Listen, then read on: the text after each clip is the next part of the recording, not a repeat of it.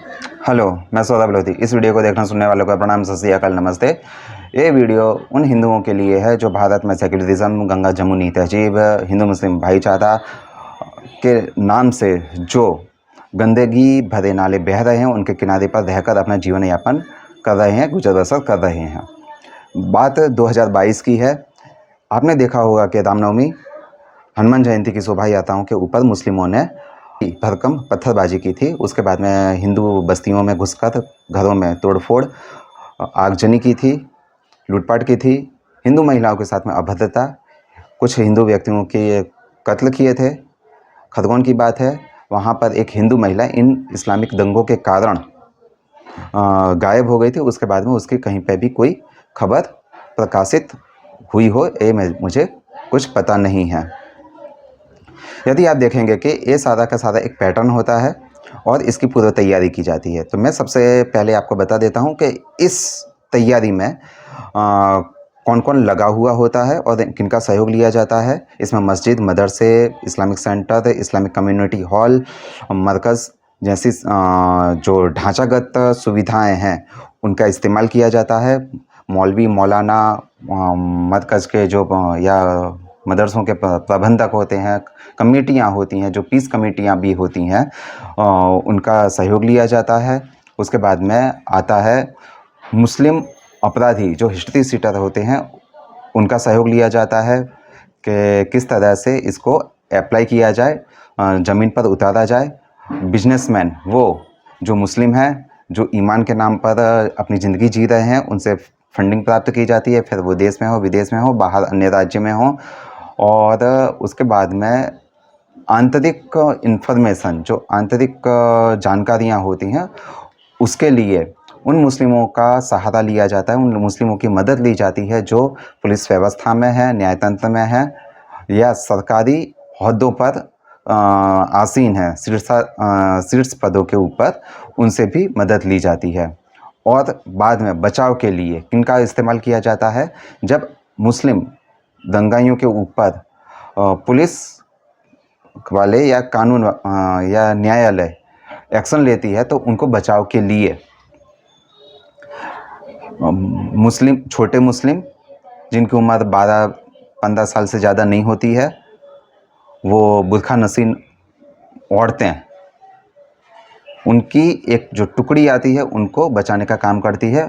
और सबसे अंत में मियाँ लॉर्डों को, मुस्लिम नेताओं को, मुस्लिम सामाजिक संगठनों को, जो वास्तव में असामाजिक संगठन है, आतंकी सहायक संगठन हैं, उनकी मदद ली जाती है। और यदि भारत में इन सब के बावजूद वो हार जाते हैं अपनी लड़ाई, यानी अपना जो जिहाद है हिंदुओं के खिलाफ, काफिरों के खिलाफ, उसमें हारने उनका तय लगता है, तो ये लोग भारत को बदनाम करने के लिए विदेशों में अपने स्लीपर सेल की मदद लेते हैं, उनको भारत के खिलाफ आपत्तिजनक, बदनाम करने वाले लेख लिखने के लिए मजबूर करते हैं। और इसमें सबसे ज़्यादा महत्वपूर्ण भूमिका वो मुस्लिम पत्रकार, वो जिहादी संगठन जो समाचार एजेंसियों के नाम पर काम करते हुए आपको दिखाई देते हैं। ये सब पूरा जो मकड़ जाल है, वो सब पूरा का पूरा भारत के हर राज्य में, हर प्रांत में, हर शहर में, हर ज़िले में, हर गांव में काम करता है। पर यदि आपने देखा होगा कि इन दंगाइयों को बचाने के लिए, इन दंगों को जस्टिफाई करने के लिए आपके सामने कुछ थियरी प्रस्तुत की जाती हैं, कुछ विचार प्रस्तुत किए जाते हैं और इतना दबाव बनाया जाता है कि हिंदू जो राजनीतिक तौर पर अनपढ़ है, उसको ज़्यादा पता नहीं चलती है कि राजनीति और न्याय दोनों का असर कितने दूर तक और कितना प्रभावी होता है। वो इन कुतर्कों को स्वीकार कर लेता है और फिर बाद में खुद के नरसंहार, खुद के पलायन, विस्थापन और हिंदू महिलाओं के साथ में बलात्कार के रूप में उसकी भारी भरकम कीमत चुकाता है। फिर बाद में उस हिंदू बस्ती को इस्लामिक स्टेट, यानी भारत के अंदर ही एक इस्लामिक स्टेट बनते हुए देखता है। और बाद में वो परिस्थिति आती है कि उस जगह से वो निकलने में भी घबराता है, कतराता है, उसको आसानी से निकलने नहीं दिया जाता। यदि आप गलती से निकल गए और किसी मुस्लिम की वहाँ से आपसे बहस हो गई, तो वो स्पष्ट कहेगा कि हम जब चाहें तो आपको, तेरे को इस रास्ते से निकलने में हम प्रतिबंध लगा सकते हैं। तू निकल नहीं सकता, तेरा पूरा समाज नहीं निकल पाएगा और पुलिस और जज कुछ नहीं कर पाएंगे। वो स्पष्ट बोलता है और कईयों ने इसका अनुभव लिया भी होगा। तो बात ऐसी है कि जब आपको जो कुतर्क दिए जाते हैं वो कुतर्क ऐसे होते हैं कि नंबर 1, ये जुलूस बिना अनुमति के निकला था। रास्ते में इस जुलूस के कुछ व्यक्तियों ने रूट में परिवर्तन कर लिया था अपने आप पुलिस को बताए बिना। तीसरी चीज़, इस जुलूस में शामिल हुए कुछ हिंदुओं ने मुस्लिमों के खिलाफ आपत्तिजनक नारे लगाए थे, भड़काऊ नारे लगाए थे। मस्जिद के सामने जोर जोर से डीजे बजाया जा रहा था। मस्जिदों के अंदर घुस चुके थे या मस्जिद की दीवार के ऊपर चढ़ गए थे या मस्जिद के ऊपर भगवा झंडा लगा दिया था। और सबसे आसान चीज़ वो होती है कि जुलूस में शामिल हिंदुओं ने मुस्लिम महिलाओं, लड़कियों के खिलाफ अश्लील इशारे किए थे, अभद्र नारेबाजी की थी। इन सब चीज़ों के सहारे पर सबसे पहले इन जुलूसों में शामिल हिंदुओं के ऊपर हमले किए जाते हैं, पत्थरबाजी की जाती है, उनको दौड़ाया जाता है। जुलूस में शामिल जो वाहन है या डीजे हैं, जो संगीत के साधन हैं, उनके ऊपर हमला किया जाता है, उनको डैमेज किया जाता है। फिर ये चीज़ आगे बढ़ते बढ़ते हिंदू बस्तियों तक, हिंदू व्यावसायिक प्रतिष्ठानों तक पहुंचती है।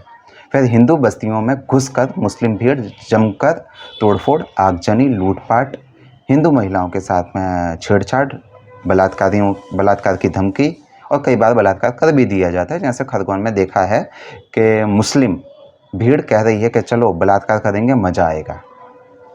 और आपने पढ़ा भी होगा कि दंगों के दौरान एक हिंदू महिला गायब हो जाती है।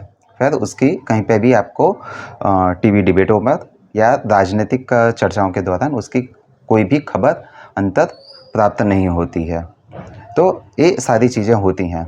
तो मैं आपको एक चीज़ बताता हूँ, ये सारा का सारा जो पैटर्न है ये हकीकत में धार्मिक जुलूस के नाम पर हिंदू बस्तियों को हटाने का, हिंदू बस्तियों को संकुचित करने का एक प्रयास होता है। इसकी पूरी की पूरी रेकी की जाती है मुस्लिम सब्जी वाले के भेष में। आलिम यानी वो जो धुनी देने वाला होता है लोभान की, आपकी दुकान पर भी आता होगा। ये ऐसे लोगों के जरिए हिंदू बस्तियों के रास्तों की जानकारियां प्राप्त करते हैं। तभी वो सबसे पहले ऐसी ही आंतरिक बस्तियों में भी जाकर हमले करते हैं। आप पैटर्न उठा के देख लीजिए। जैसे हावड़ा में देखा गया था कि जुलूस के ऊपर, बिहार में देखा गया था जुलूस के ऊपर हमले करने के बाद में हिंदू बस्तियों, हिंदू व्यावसायिक प्रतिष्ठानों का नंबर लगाया गया था। और ये सिर्फ अभी की नहीं, हमेशा ऐसा होता है, हमेशा ऐसा होता है। और मैं आपको एक चीज़ और बता देता हूँ, कई बार हिंदुओं को बदनाम करने के लिए कुछ मुस्लिम खुद की ही बंद पड़ी हुई दुकान, व्यावसायिक प्रतिष्ठान या जर्जर मकान, बंद प्रतिष्ठान पर हमला कर देते हैं, उसमें आग लगा देते हैं या ऐसे मुस्लिम की हत्या कर देते हैं जो उनकी नज़र में पहले से ही काफिर का दोस्त हो, या तो उनको ऐसा शक हो कि ये पुलिस की मुखबरी कर रहा है। उनकी एक दो में हत्या कर देते हैं, फिर बाद में इनका वो ये लोग प्रचार करते हैं, विलाप करते हैं कि देखो हिंदुओं ने हमारे साथ में भी यही किया है। ऐसी बातों पर आने की कोई ज़रूरत नहीं है। और मैं उन सेक्युलर हिंदुओं को कह रहा हूँ कि आज धार्मिक जुलूसों के नाम पर जिस तरह से आपको टारगेट किया जा रहा है, कल आपका नंबर है, आपके बच्चों का नंबर है।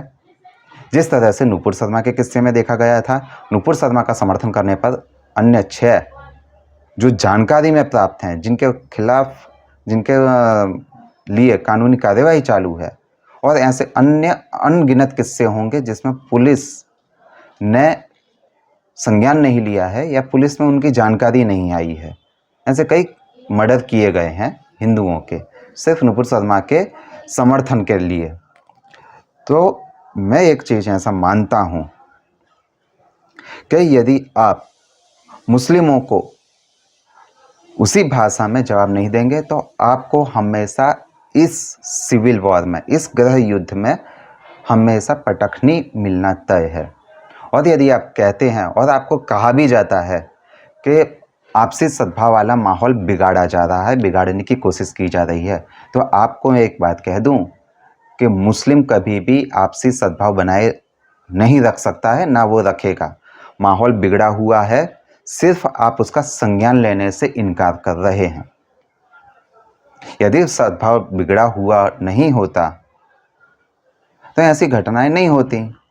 मुस्लिम भी आसानी से ऐसी चीज़ों को सहन करते, जबकि कई बार राजनीतिक डिबेटों में देखा गया कि मुस्लिम को कट्टर, असहिष्णु, आतंकवादी बोलने वाले सेक्युलर हिंदू, मुस्लिम, सोशलिस्ट, लिबरल, ढोंगरेसी होते हैं।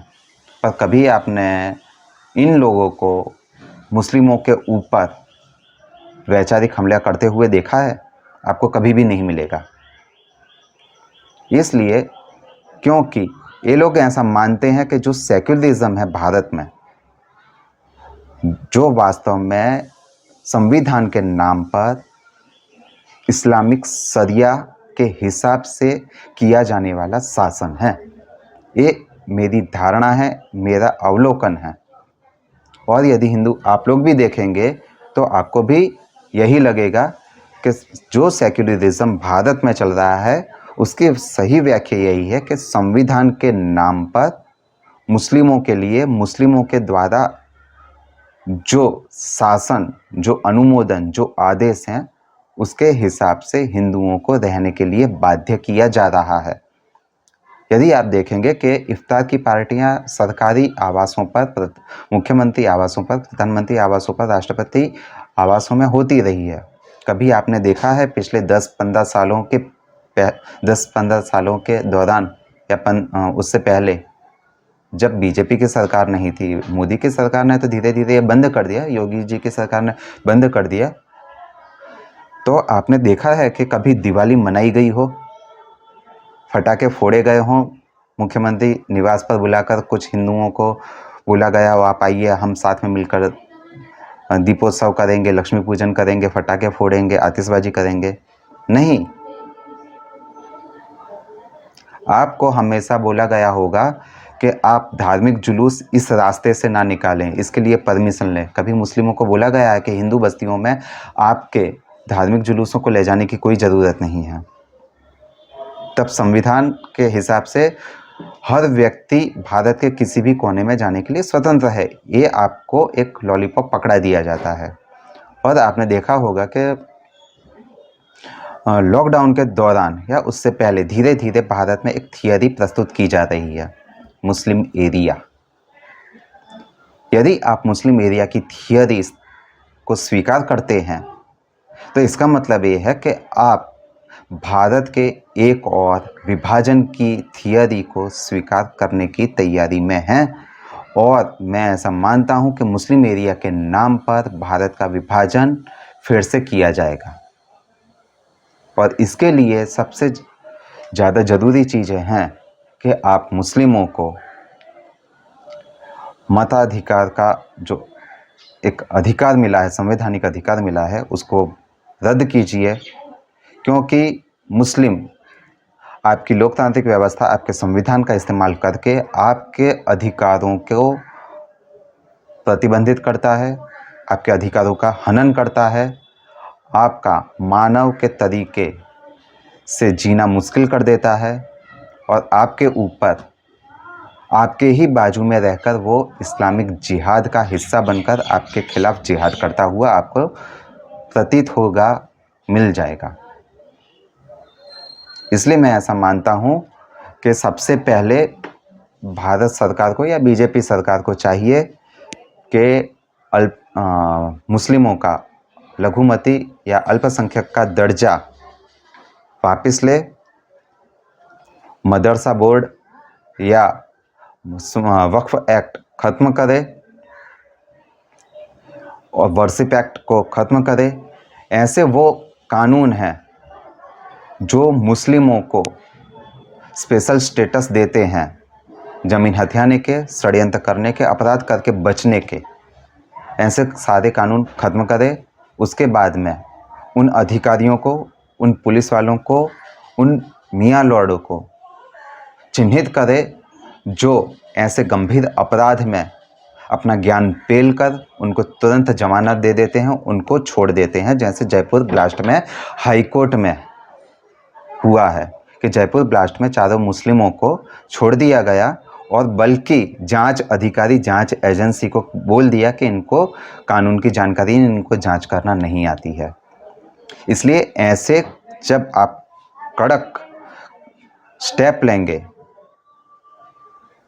और आपको राजनीतिक तौर पर भी कड़क प्रतिक्रिया देते रहनी पड़ेगी, वरना भारत का इस्लामिकीकरण जो कश्मीर से शुरू हुआ था वो धीरे धीरे भारत के हर राज्य में प्रसार कर चुका है, अपने पैर फैला चुका है। इसलिए मैं हिंदुओं को भी कहूँगा कि आपको जब भी चुनाव आता है तो सेक्युलरिज्म के नाम पर, महंगाई बेरोजगारी के नाम पर और नफ़रत के नाम पर कभी भी वोट नहीं देना है। आपको सिर्फ एक ही चीज़ याद रखनी है, यदि हिंदू सुरक्षित रहेगा तो भारत सुरक्षित रहेगा और भारत सुरक्षित रहेगा तो लोकतंत्र और संविधान सुरक्षित रहेगा। आपको इसी मुद्दे के ऊपर अपने हर चुनाव में वोट देने हैं।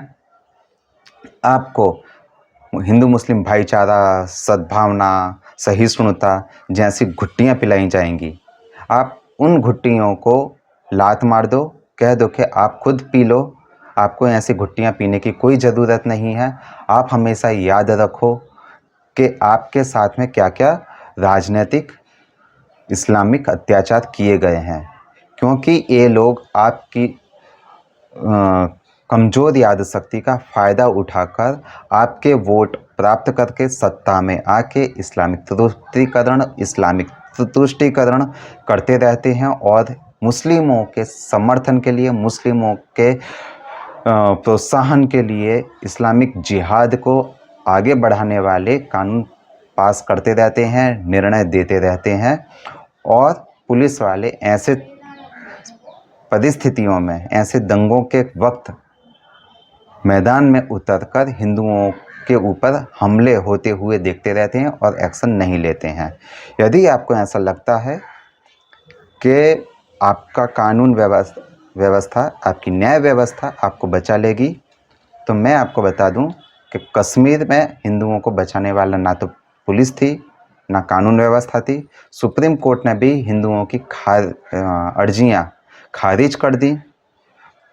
और साथ में आपने देखा होगा कि गोधरा कांड के बाद में भी सुप्रीम कोर्ट की तरफ से कई मौक़ों पर हिंदुओं को हार और निराशा का सामना करना पड़ा और मुस्लिम सिर्फ एक केस लेकर आपको बदनाम करेंगे, आपको अपमानित करेंगे, आपके ऊपर कानूनी और प्रशासनिक कार्यवाही करने के लिए दबाव बनाएंगे। जैसे बिल्किस बानो के केस में देखा गया है, जो मुझे पूरी तरह से फेक लगता है, एक राजनीतिक साजिश का हिस्सा लगती है, जैसे कठुआ में हुआ था। और मैं खुद मानता हूँ कि कठुआ या बिल्किस बानो जैसे केस हों, वहाँ पर मुस्लिम भीड़ के अंदर कोई भी गैर मुस्लिम महिला के साथ में रेप नहीं कर सकता, उसकी हत्या नहीं कर सकता है। मेरा पूरी तरह से यही मानना है। ये एक राजनीतिक साजिशें होती हैं वहाँ से हिंदुओं को हटाने के लिए, हिंदुओं को प्रताड़ित करने के लिए और हिंदुओं के भविष्य में न्याय मिलने से रोकने के लिए ऐसी घटनाएं खुद मुस्लिमों के द्वारा मुस्लिमों के साथ में की जाती हैं और उसका इस्तेमाल हिंदुओं के खिलाफ किया जाएगा, ये बताकर की जाती है।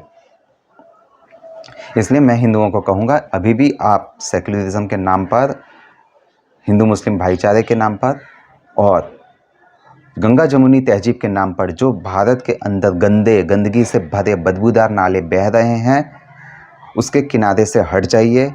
यदि आपको हटना नहीं है तो उन नालों की सफाई करने का प्रयास शुरू करिए। यदि आप ऐसा नहीं करेंगे तो एक समय ऐसा आएगा कि उसके ऊपर, उस गंदगी में पनपने वाले जो मच्छर हैं, काट कर आपका इतना बुरा हाल करेंगे कि आप वहाँ पर रह नहीं पाएंगे, आपको वो नाला भी छोड़कर भागना पड़ेगा। धन्यवाद।